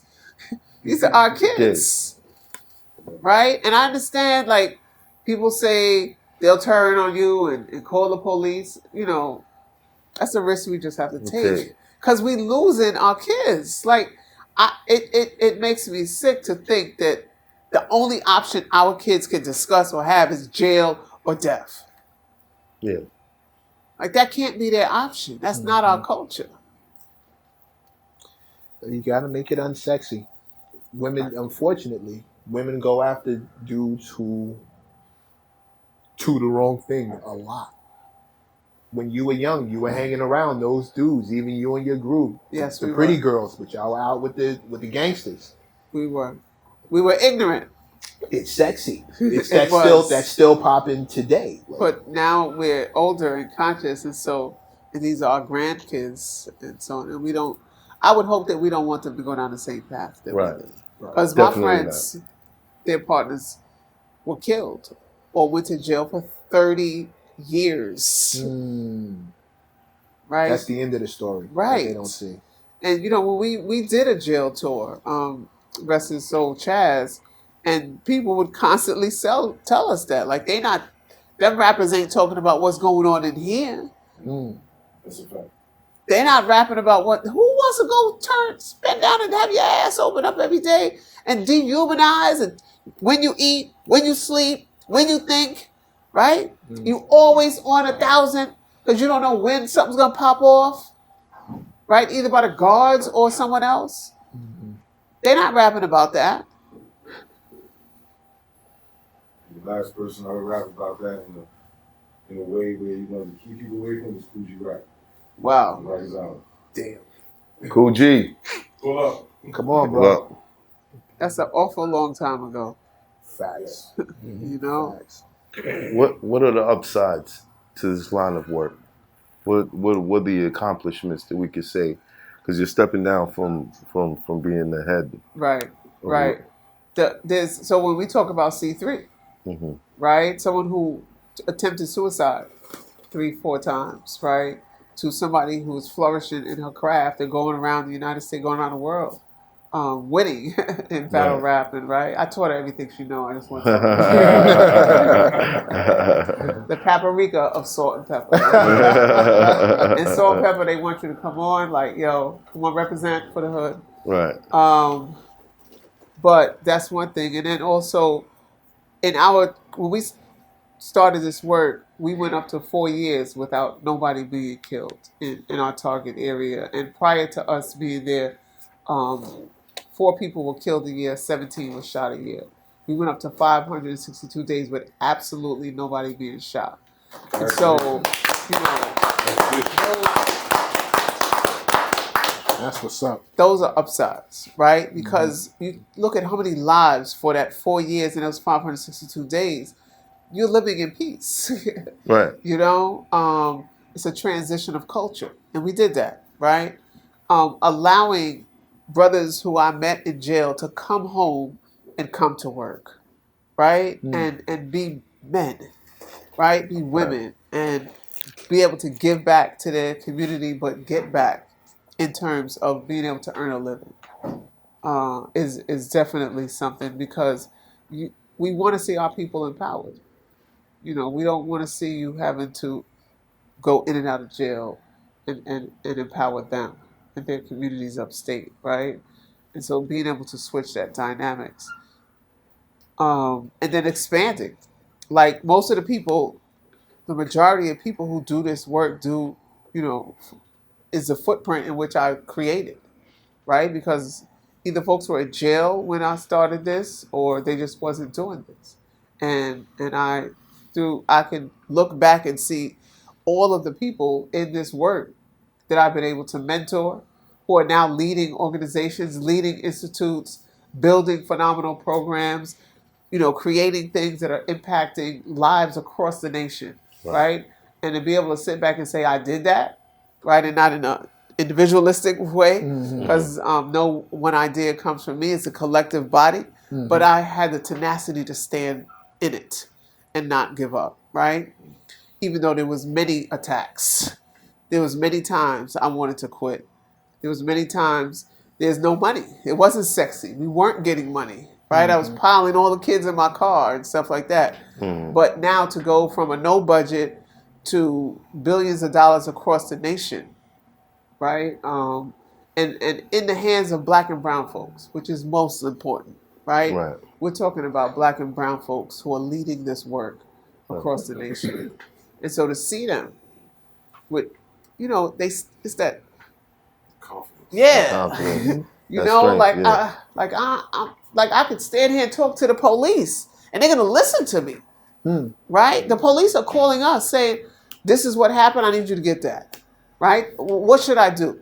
We've been able to mediate a lot of different situations, to go from being in their handbook and saying, get her as soon as you get on the scene, to now you're listening and you're not in, like when you talk about police arrests, it's down, right? When you talk about police incidents, it's down, right? And so these things are happening because of the work that we're doing, right? When we talk about co-producing, There's a long way for us to go. Right. I can sit here and look at all of the negative, right? But that would just, for what, we have to stop emphasis. Don't forget. I'm not saying to forget. I'm not saying to erase. I'm not saying turn into a punk. I'm not saying drop your stance on our fight to be free.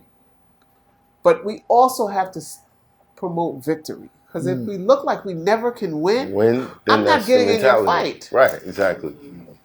Right? And so we have to, as you were asking, what are the ways that we can make change? We've been successful. Right? We started here in New York with 5 sites and $5 million. It's 33 sites and over $120 million. Easiest. Probably just in terms of all, because the lawyers get paid, the hospitals get paid. Like, there's a lot of different, and he's getting paid, and he ain't even part of us. But it's the program that we're working through. Right. Right? There's individuals who are doing different things. And as we begin to learn, every site needs a uniform. Right. Right? Every site needs a way to communicate their message. How do we come together and pool our resources so that we can do? And we can create the example for the folks that you're talking about. We don't need a million.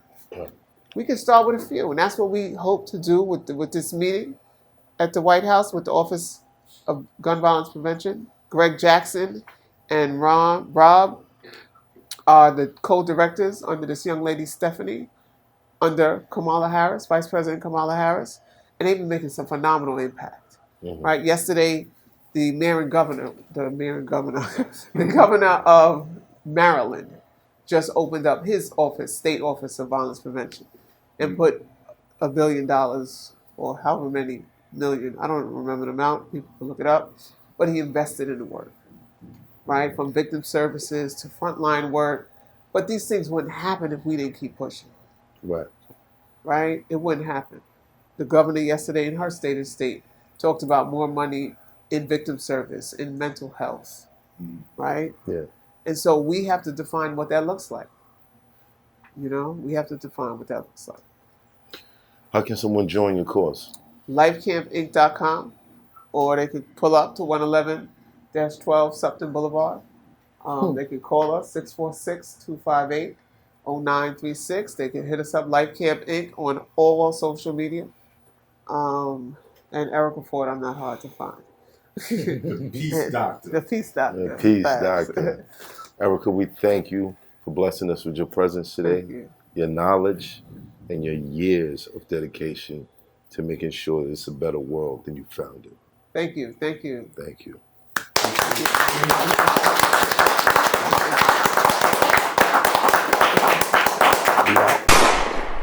All eyes on me.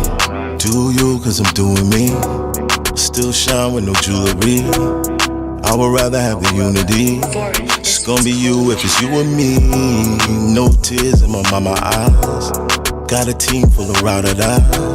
Hail Mary, nigga, rock-a-bye. All eyes on me. Made it out the hood, I'm so grateful. Never know what talent gon' take it. Jealous niggas never made a breakthrough. That's why they watch it so hateful. All eyes on me. They say the top is so lonely.